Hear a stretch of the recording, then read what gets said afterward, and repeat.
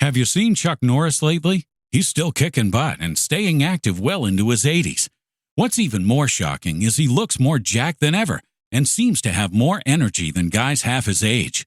And it's all thanks to Morning Kick, a revolutionary new daily drink from Roundhouse Provisions that combines ultra-potent greens like spirulina and kale with probiotics, prebiotics, collagen, and even ashwagandha. Just mix with water, stir, and enjoy. Unlike other green drinks out there, this one tastes exactly like strawberry lemonade and has hundreds of 5-star reviews.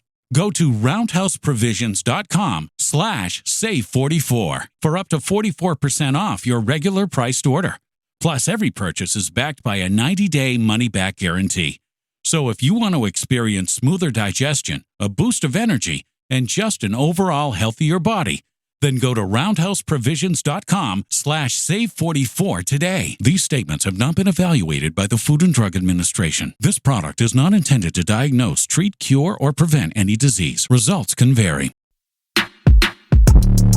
Welcome, everyone, to Couch Potato Diary. Happy Wednesday. My name is Peter Klein. Thank you very much for tuning in today. Coming up on the show, the trade deadline in Major League Baseball is behind us. A pound-for-pound greats next fight is ahead of us. Plus, a look at how the rankings have changed in the CFL and in the UFC, and some lessons learned in the WWE. All of that coming up on the show today. My name is Peter Klein. Thank you so much for tuning in. Let's get to it.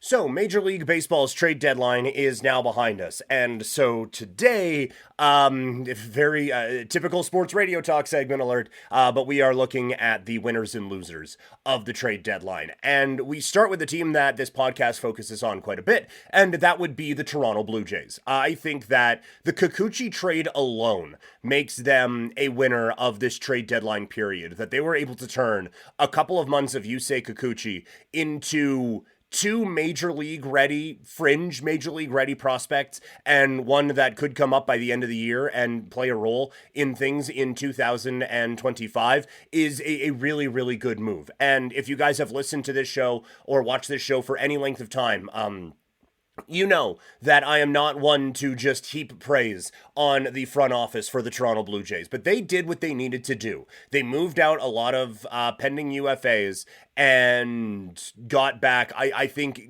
decent returns on all of them. I don't know if any of it is shape-shifting for next year. I do think that there is still going to be a lot of work that needs to be done to get ready for the 2025 season, but I do think that the Blue Jays were able to go out and make the moves that they needed to make to try to at least start to turn this thing around and try to build up a prospect pool that had severely been drained to not much return when you look at how things are going on the big league roster. But overall, a front office that I didn't know if they should be in charge of the trade deadline did a pretty good job at the trade deadline. I would still fire everyone, but they're winners on this week. Next, the Baltimore Orioles, and I think they made a few really smart moves. I had said before, after they made the Eflin trade, I wanted one more big move from Baltimore, and I don't think that really came, but they did accumulate really well with Eflin, Rogers, Sir Anthony Dominguez, one of the best names in the sport, and Soto boosting a pitching staff, and Eloy Jimenez adding more pop to a lineup that maybe didn't need it, but helping to add some depth to this team. They did some of the things that they absolutely needed to do. And this wasn't last year where Baltimore just kind of, well, let's see what we have here. No, that they went out, they still didn't give up any of their major name prospects, and they came in and did a really good job, I think, of adding the players that they needed to add. So good job on the Baltimore Orioles. Another selling team that ends up in the winner column is the Tampa Bay Rays. They were hanging around in this playoff race, but they kind of understood if we are going to make a bigger push at this, then there are a few names that maybe need to go and we'll stock up. And they hit it out of the park. I think they did well on the Eflin trade. They did really well on the Paredes trade. They they did well basically across the board, and it seemed like they really maximized what they were doing. And I think they also recognized that it was a seller's market, and so they went out and pivoted where a lot of teams would be kind of grasping to hold on to relevancy. They didn't do that, and I think it was really smart of them to see where the market was going and take full advantage of it. The Philadelphia Phillies are a winner. They only get a couple of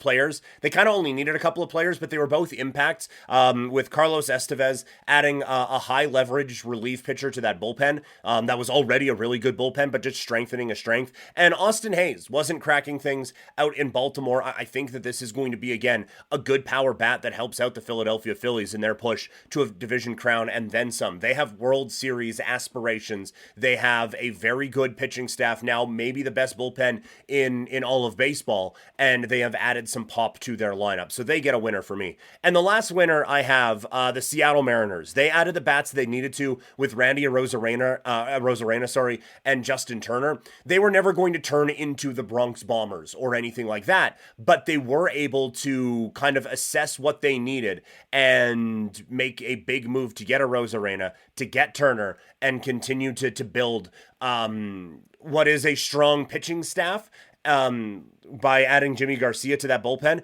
But now you have a couple of bats that can deliver in big situations when you need them to, in this playoff race and into the postseason for the Mariners. Couple honorable mentions, the big clubs, the Yankees and the Dodgers. The Yankees, they get Jazz Chisholm. He has 4 home runs in 3 games at the time of this recording. So obviously an impactful move. I couldn't put them into the full-on winners category because I thought that they needed a couple more impact arms in that bullpen than they got. Well, we'll see what Mark Leiter can end up being, and a couple of the other kind of fringy moves that they made, but I thought they needed one more bigger move to really help solidify things. And I think the Dodgers fall into this category as well. They go out and get Flaherty, so the pitching staff is going to be insane. And they add Kevin Kiermaier for a bit of defensive depth, so they didn't have a real need, but that's a good move to go out and get. So they get an honorable mention on the winner's side. As for the losers, the Houston Astros have to be a loser in my books. They, I think, wildly overpaid for the services of Yusei Kikuchi. And then you see what the Mariners were able to do in really addressing a need that they had. So this is, I think, a kind of twofold on the Houston Astros. The team that you were competing with got a lot better. And right now, paid a pretty penny to go out there and just bring in someone who, if everyone's healthy, is your 3 or 4 starter in a playoff series. Up next, the Chicago White Sox. They didn't sell any of their big ticket items, and the items that they did sell, they didn't get nearly enough back for. And so now, when you look at what you can be selling with the Chicago White Sox to your fan base, it's not hope, because you don't have like this young prospect pool coming, and it's not results because the team is actually worse than it was before. And like, yes, you can still get in the offseason a good return for Crochet and a good return for a Luis Robert, and I will be putting both of those players on target lists for the Toronto Blue Jays for next season if they want to go out and make a splash. But for right now, this team is in a worse spot than they were going into this trade deadline, where you now have lost some of these pieces that you are looking to move, and you didn't get adequate return for them. So you don't even have these young prospects that you can get excited about moving forward. So that is a real blow, I think, to the Chicago White Sox. The Detroit Tigers get a loss in this as well,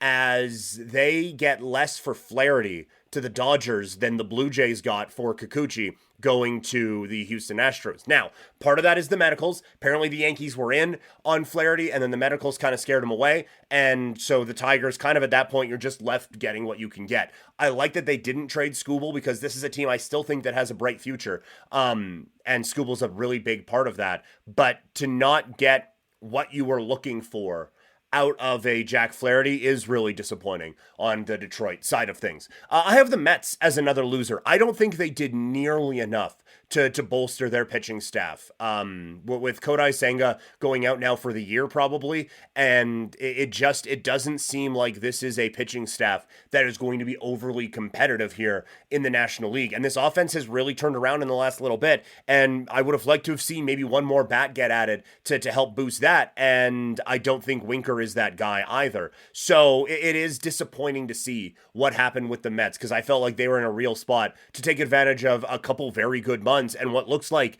a pretty good baseball team. So we'll see what happens with the Mets here down the road. And the last one, the Colorado Rockies. They make a couple of minor moves. They don't even trade away free agents Cal Quantrill and Elias Diaz.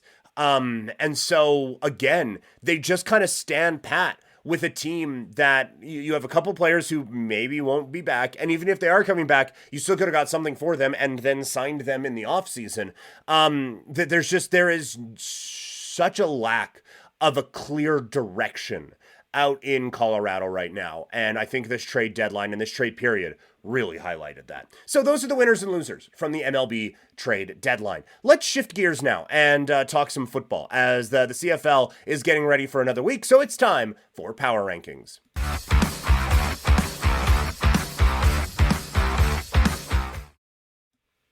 All right, CFL Power Rankings going into week 9 already. The next time a CFL game will be played will be in August. It's wild how fast 2024 is moving. All right, let's start with the spoiler alert for number 1, maybe. Let's start at number 9. It's the Edmonton Elks. They make the change at coach a couple of weeks ago, and now it sounds like they're making the change at quarterback as Trey Ford steps in to try to take full advantage of another opportunity, as another quarterback in front of him has just completely fallen off.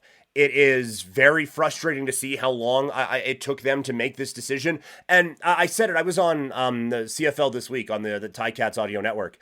I don't think what's happened in Edmonton is McLeod Bethel Thompson's fault. That being said, I don't think he should play another down for the Elks this season. I think this year is kind of gone. I think you need to see really what you have in Trey Ford here and see if you can start to build a future around him and work it that way, because it's not working with the guys who they keep bringing in ahead of him. At 8, I still have the Hamilton Tiger Cats in at number 8. Yes, they put on a good performance, but it was against Edmonton. So I'm still not moving them super high on this rankings. But the real highlight so far this year for Hamilton has been Bo Levi Mitchell. And they're starting to figure some things out. Tim White is starting to get things going a little bit. And so I think that leads to a little bit of optimism out in Hamilton, and they will probably continue to move up these rankings as the season goes along. At number 7, it's the Winnipeg Blue Bombers.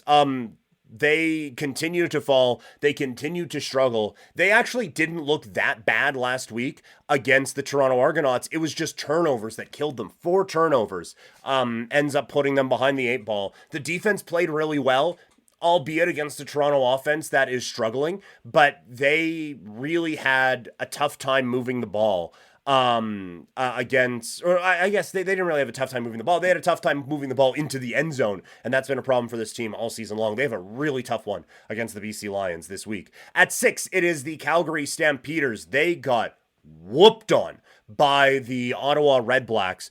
This defense continues to be a major problem spot for this group. And the offense has been really hit or miss all season long. And that has been the story of Jake Maier his entire time with the Calgary Stampeders. It's just been hit or miss. And it's been a lot more miss than hit with him. So, they would be lower. I mean, this is how power rankings works. They'd be lower if there weren't worse teams than them. But it's just, I didn't want to put them at 6. 6 feels still too high for me for this team. But I couldn't justify putting Winnipeg ahead of them right now. At 5, it's Ottawa. They're moving into the are they for real conversation. The defense stepping up. It seems like maybe they have a couple more game breakers on the defensive side of things than we thought. And offensively, Drew Brown is starting to come into his own a little bit and starting to grow. Again, talked about this on the CFL this week. This isn't an elite team by any stretch of the imagination, but it's a good football team. And it's like we talked about in the preseason, an improved team from what we saw a year ago. At 4, it's the Toronto Argonauts. Again, they had a real difficult time moving the football against the Winnipeg Blue Bombers, but this is the defense that I thought would show up all season long. You get Serezna back on the defensive line. Wynton McManus is a beast. They had players it was playmakers all over the field making plays on the weekend, and that is the type of a defense that I think they can have. If that offense can get anything figured out, this is still one of the best teams in the Canadian Football League. At 3, I still have Saskatchewan. That was a collapse and a half against Montreal last week, but it's still like they completely collapsed and still had the ball with the chance to win late. And if a guy just doesn't step 1 foot out of bounds, then maybe they win that game. So this is still a very good football team. An interesting test for them this week, but this is still a really, really good football team as they go try to be the first ones this year to figure out Trey Ford. At 2, it's the BC Lions. They get the bye week this week. A lot of talk about Nathan Rourke, but the quarterback they have right now is probably going to win the MLP. So this is still a very, very good football team. And at number 1, it's the Montreal Alouettes. Davis Alexander comes out of the random Madden name generator and into our hearts with a tremendous performance. Can he keep it up? We will see. Cody Fajardo off the 6-game injured list. We'll see what that means. But this is still such a tremendously crafted football team, and one that I think is going to be a real problem going forward. So those are your CFL Power Rankings for this week. Let's move into some fight talk now, as there was a seismic shift in the UFC's welterweight division. What did it mean for the pound-for-pound rankings? Let's take a look. Have you seen Chuck Norris lately? He's still kicking butt and staying active well into his 80s. What's even more shocking is he looks more jacked than ever and seems to have more energy than guys half his age. And it's all thanks to Morning Kick, a revolutionary new daily drink from Roundhouse Provisions that combines ultra-potent greens like spirulina and kale with probiotics, prebiotics, collagen, and even ashwagandha. Just mix with water, stir, and enjoy. Unlike other green drinks out there, this one tastes exactly like strawberry lemonade and has hundreds of 5-star reviews. Go to roundhouseprovisions.com/save44 for up to 44% off your regular priced order. Plus, every purchase is backed by a 90-day money-back guarantee. So if you want to experience smoother digestion, a boost of energy, and just an overall healthier body, then go to roundhouseprovisions.com/save44 today. These statements have not been evaluated by the Food and Drug Administration. This product is not intended to diagnose, treat, cure, or prevent any disease. Results can vary. Shop Plato's Closet tax-free August 2nd through 4th for back-to-school styles. We sell the trendy, gently used styles you need to make a difference in the world and in your wallet for back-to-school shopping. Save up to 70% off regular retail prices by choosing recycled styles. Save even more when you shop tax-free this weekend. Make a change that others can respect and repeat. Shop Plato's Closet in North Charleston and West Ashley this year for your back-to-school looks. Plato's Closet, located in West Ashley on Sam Rittenberg Boulevard and North Charleston on Rivers Avenue.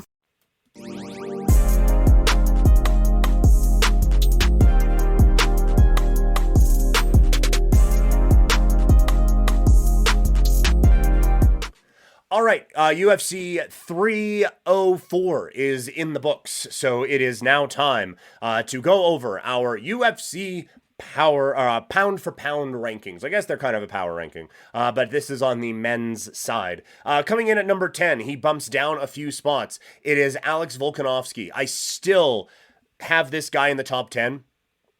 Because like the two big losses that he had were to Islam Makhachev, who is very high on this list. The Topuria loss stings as well, but I have Topuria high on this list, and I just think what he did warrants him being on this list. But fairly certain he's going to be bumped off of this one pretty soon.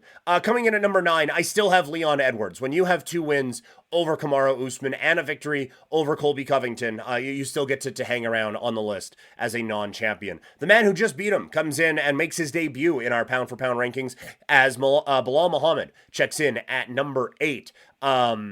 It was a tremendous performance against someone who was ranked pretty highly in these pound-for-pound rankings. And so he has the long path he took to this championship, forged a true championship-level fighter, and has really made him someone deserving of a pound-for-pound spot. At number 7, it's John Jones. He falls down the rankings due to inactivity and a large amount of frustration around him not wanting to fight Tom Aspinall, who comes in at number 6 after another virtuoso performance. This was one of, like, another... It was one of in a long line of impressive performances for Tom Aspinall with a knockout victory over Curtis Blades. He is cleaning out that division at an alarming rate and is turning into one of the stars in the Ultimate Fighting Championship. And then at 5, it is Ilya Taporia, just one of the true talents in this sport. At 4, it is Dricus du Plessis. His run to middleweight glory could be coming to an end in a couple of weeks against Israel Adesanya, but for right now he is at 4. Sean O'Malley jumps up into the 3 spot as he gets ready to headline another card coming up this fall. At 2, it is Alex Pereira, and number 1 remains the same. Islam Makhachev is still the pound-for-pound king in the UFC, so on the men's side. So a lot shifting down in the bottom half of these rankings, and actually quite a bit shifted throughout, but the top 2 remain the same, and smart money is they'll remain the same for a while. All right, there is a huge boxing card coming up this weekend, as it is Terence Crawford getting back into the ring in LA, but one of the big stories around this card isn't just a pound-for-pound great is back in the boxing ring. It is how many good fighters are fighting on this card. So, this is not something we do a whole lot for boxing, but let's take a look at the undercard fighters you should be paying attention to coming up on Saturday from LA.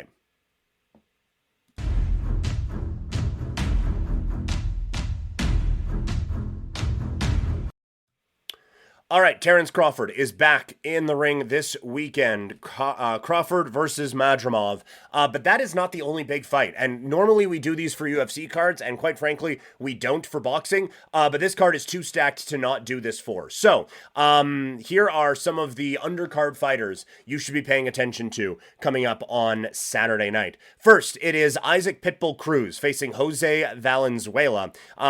Cruz went the distance against Tank Davis. He's now defending his WBA Junior Welterweight Championship. He feels like a real up-and-comer. Yes, the loss to Tank kind of stings, but he is really working his way into being a bright star here at the welterweight division and in junior welterweight and in this area. He could have a huge fight coming out of this, whether it is a Tank rematch or some of the other guys kind of in that sphere.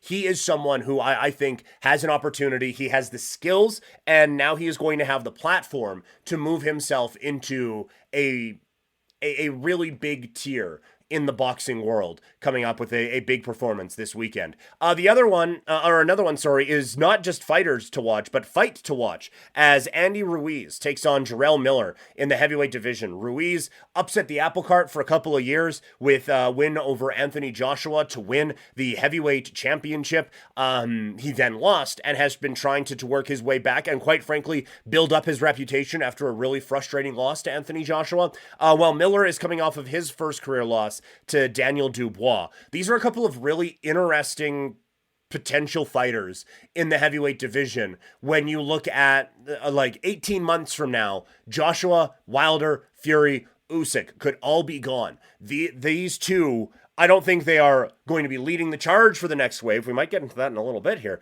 But these are going to be two guys who I think are going to be a big part of the next wave of heavyweight fighters as this era kind of winds down. The next fighter is David Morrell, as he takes on Radivoj Kaladvik. Apologies on the name. This one for the vacant WBA light heavyweight championship. Right now, Morrell is the super middleweight champion, and he can add a pretty high-end name to an interesting discussion at light heavyweight if he moves in and puts on a convincing performance. He has already gone 10-0 at super middleweight. It seems like there is a bit of a rocket attached to this young man right now. And again, this is such an amazing platform for him to be able to fight on and try to build that name up. So all of a sudden, a win here, he puts his name into some of the conversations for fights with guys like Benavidez and Beterbiev and Bivol. Those are the names that we are looking at, and the type of names that we could be looking at anyway, with a strong performance from Morrell coming up this weekend. And then speaking of heavyweights, we are back in the heavyweight division as Jared Anderson takes on Martin Bakoy. Anderson is up and coming American heavyweight, so that's why there's a bit of a focus on him. Bakoy, number 1 ranked heavyweight contender by the WBA. Again, as there is a new wave of heavyweight potentially coming in with the old era starting to work its way out, these are a couple of guys who have an opportunity and a showcase here to put on an impressive fight and really show what they are made of and build up that star potential going into a really interesting fight card and a really interesting time for the heavyweight division. So those are some of the boxers to watch on the undercard this weekend. Also, it is SummerSlam weekend as the WWE gets ready to take over Cleveland, and the PLE, the Paul Levesque era, has been going for quite some time, and I've noticed there are a few lessons that old Triple H has learned from his time down on NXT. It's not just developing talent, it's developed the head of creative for the WWE. I've noticed a few lessons he's learned. Let's talk about it.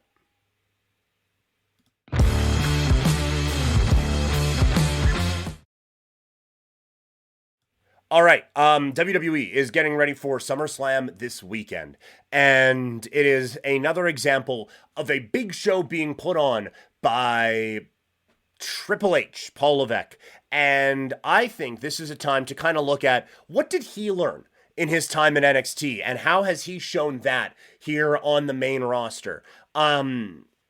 Because we are in this kind of Paul Levesque era, and as I said before, NXT not just for developing in-ring talent, it's for developing everyone in WWE, including their current head of creative. So, let's take a look at some of the lessons that Triple H learned from NXT. The first one is when you have a hot storyline, you throw everything at that hot storyline.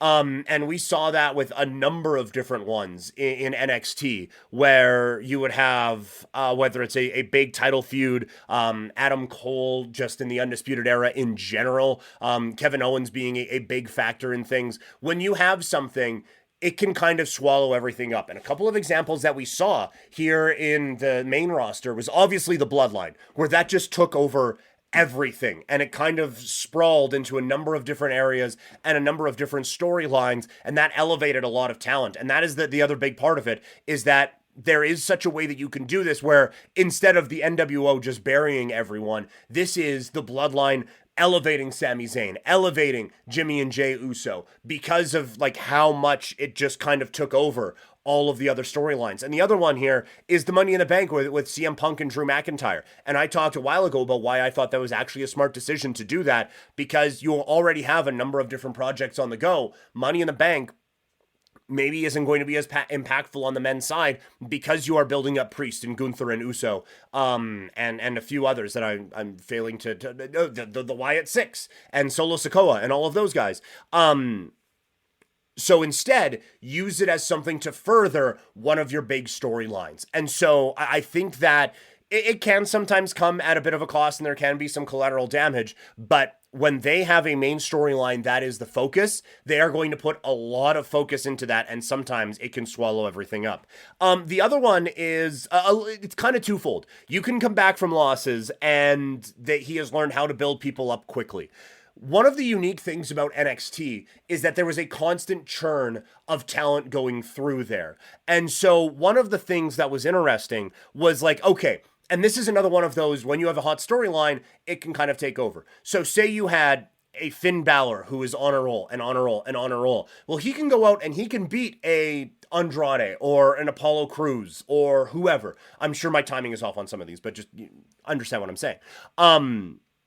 He can beat those guys because eventually he's moving up to the main roster, and those talents are going to have a bigger spotlight. And so you can kind of make people forget about those losses. And he has kind of done that with some main roster stuff, where there was a few times where you would have some talent where it's like, boy, that seemed a little quick to beat them. Braun Breaker, for example, that seemed a little a little quick to beat that guy. Well, they have continued to build him up, and they have been able to get him into a spot where he probably should have won the Intercontinental title before, but he absolutely has an opportunity to do that now. And you look at like the amount of times they beat Jey Uso, again, getting swallowed up by the Roman Reigns storyline, but his time in that main event spot will come as Roman Reigns exits, as Jey goes to another show. Now you build him up in a new way. And so there's a lot of times in wrestling we get worried about beating a guy too soon or beating a guy too much, and you absolutely can do that. It is a fine line, but I think one of the things Triple H learned in his time with NXT, part of it by necessity because of the constant churn of talent, is that you can beat some of these guys, but there is still a way to elevate them then to the main roster at a different point. And the last one is not everyone needs to be on every show. As of right now, SummerSlam is a 7-match card. And there are probably going to be some big names not on it, but you can use that in a way to highlight the SmackDown and Raw before, the Raw and SmackDown after, and put those big names on there. It keeps people fresh, it keeps storylines fresh, and it makes it feel like there is something new constantly happening. NXT takeovers, they were like 4 or 5 matches. And then, yes, you have a couple other key storylines that are heating up on their way up to it. Maybe you reference them on a takeover. Maybe there's a video package. But then you put them on NXT the week after and the week after and the week after. And all of a sudden, those shows feel like they are pay-per-views or premium live events or whatever, because you have these pay-per-view level rivalries that are still building up. And you kind of, instead of having a 15-match card, you have an 8-match card and then spread out the other 7 throughout the rest of the weeks, and it makes those shows feel important. And so I think Triple H, you can really see some of the ways that he learned from NXT and how he has now incorporated that into his work on the main roster. All right, that is going to do it for the show today. Thank you all so much for tuning in. If you want more fight stuff, I was on Sportsnet 960, The Fan, yesterday doing a breakdown of UFC 304 with Aaron Bronstetter. Some really good stuff in there. I really enjoyed that conversation. So go check that out on the sportsnet.ca, on sportsnet.ca/960. I referenced it a couple of times. CFL this week, I was on the Ticats Audio Network, so go check that out now. Thursday, Friday, I'm going to be on Sportsnet 960, The Fan, 3 to 6 on Thursday, 1 to 4 on Friday, and then Friday here on these channels, it is going to be Terence Crawford preview. We're going to have a WWE SummerSlam preview, and we're going to have a Football Friday as well. So tons to get to throughout the next few days. Thank you all so much for joining me. Follow me on social media at Primetime Klein, and I will talk to all of you later. Have a great day, everybody. Ready to level up your career? Text DISH to 44043 now to dive into a world of exciting technician opportunities at DISH. From cutting-edge technology to a supportive work environment, DISH offers the perfect platform for your success. Connect with us today to discover how you can be part of a dynamic team driving innovation. Connect today and join the DISH family, where innovation meets opportunity. Text DISH to 44043 to kickstart your journey towards a rewarding career.